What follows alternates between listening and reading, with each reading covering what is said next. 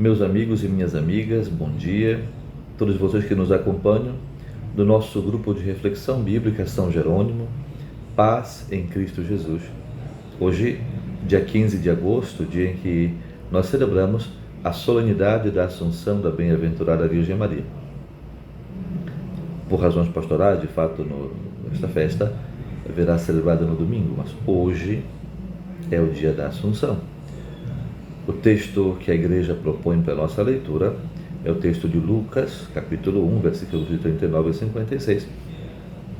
A liturgia do dia propõe, ao invés disso, Mateus 19, 3, 12, toda a questão do divórcio. E a pergunta dos discípulos, o esclarecimento do Senhor, nem todos são capazes, mas aqueles que são eunucos por conta do reino de Deus. Nós iremos ler o texto da solenidade, o texto de Lucas, que é um texto muito bonito, muito interessante. Seja para celebrar bem esta solenidade, seja para aprofundar o nosso conhecimento, o nosso amor pelas Sagradas Escrituras.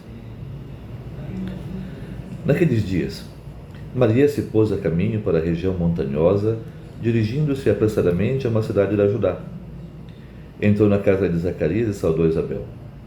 Ora, quando Isabel ouviu a saudação de Maria, a criança se estremeceu no ventre. Isabel ficou repleta do Espírito Santo. Com um grande grito exclamou: Bendita és tu entre as mulheres, e bendito é o fruto do teu ventre. De onde me vem que a mãe do meu Senhor me venha visitar? Pois quando a tua saudação chegou aos meus ouvidos, a criança estremeceu de alegria no meu ventre. Feliz aquela que acreditou, pois o que lhe foi dito da parte do Senhor será cumprido. Maria disse então: A minha alma engrandece o Senhor e meu espírito exulta em Deus, o meu Salvador, porque olhou para a humilhação de sua serva. Sim, doravante as gerações todas me chamarão de bem-aventurada, pois o Todo-Poderoso fez grandes coisas por mim. O seu nome é santo. E sua misericórdia perdura de geração em geração para aqueles que o temem. Agiu com a força do seu braço, dispersou os homens de coração orgulhoso, depois poderosos de seus tronos, e a humildes exaltou. Acumulou de bens os famintos, e despediu os ricos de mãos vazias. Socorreu Israel, seu servo, lembrando-se da sua misericórdia, conforme prometera a nossos pais, em favor de Abraão e de sua descendência para sempre. Maria permaneceu com ela mais ou menos 3 meses, e voltou para a sua casa. Celebramos a festa de Nossa Senhora, a Assunção de Maria ao céu. E o texto que nos é apresentado pela Igreja para a festa de hoje é um texto que fala bastante do papel da Virgem Maria, daquilo que ela teologicamente representa, a bem-aventurada mulher de fé, a Virgem fiel, a Virgem da esperança. Mas de maneira muito interessante também, ela é apresentada como a filha de Sião, a síntese da esperança de Israel. Estamos nessa primeira parte do Evangelho de Lucas, então temos uma síntese, uma concentração daquilo que muitos estudiosos chamam de o resto de Israel fiel: Maria, Ana, Isabel, Zacarias, Simeão, todo este grupo de pessoas que aparecem nesses primeiros capítulos, são um pouco a síntese desse resto de Israel que permanece fiel e que nos presenteia na esperança do seu povo. E Maria, mais do que presentear a esperança, é ela que torna possível que a esperança de Israel se torne realidade. Efetivamente, é a mãe do Senhor. Então, a perícope que a liturgia apresenta, nós a dividimos em 2 partes. O encontro de Maria com Isabel, que é aquele diálogo, meio monólogo, que nos ajuda a entender o que Maria acolhe, o que Maria traz no ventre. A referência é sempre o Senhor.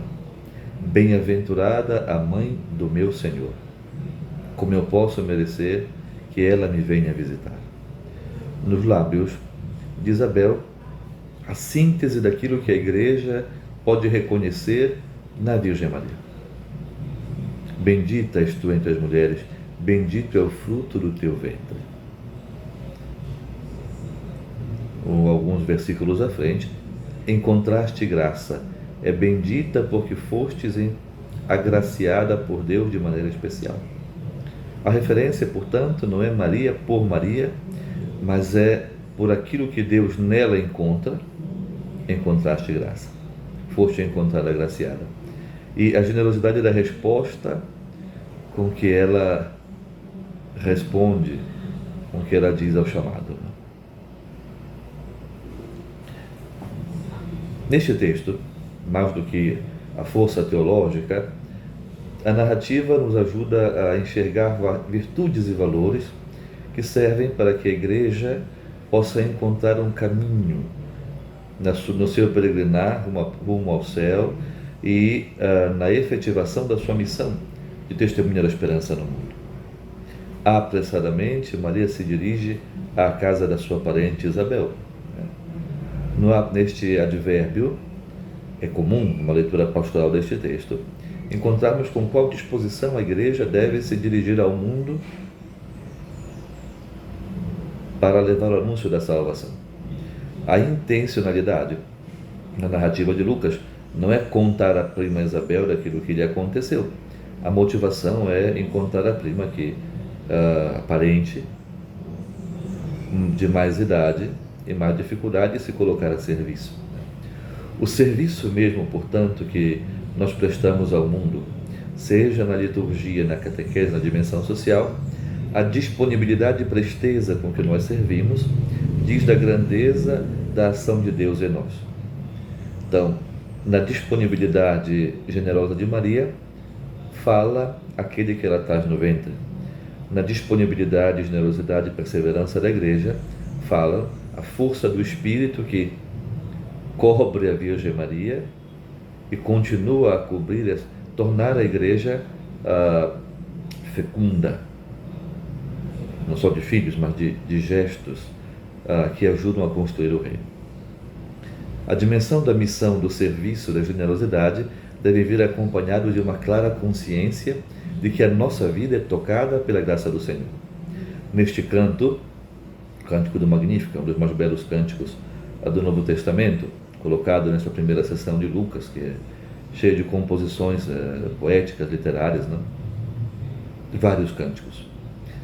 Este canto, que tenha sido proferido ou menos pela Virgem Maria, não é a coisa mais importante, é construído à luz de um cântico do Antigo Testamento. Nós temos o Cântico de Ana, por exemplo, não? No livro de Samuel. Duas coisas são interessantes de notar: o carinho e cuidado para com os pobres e a eleição de Israel.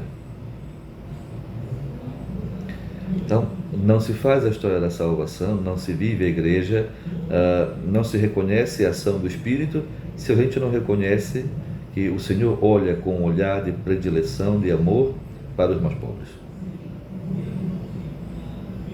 Maria inicia este canto que Lucas, o autor do Evangelho de Lucas, coloca em boca a Maria, inicia com uma afirmação de um presente muito bonito.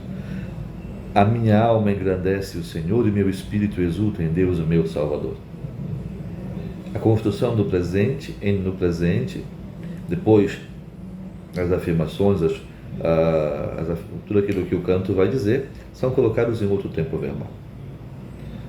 O presente tem essa dimensão da atualidade,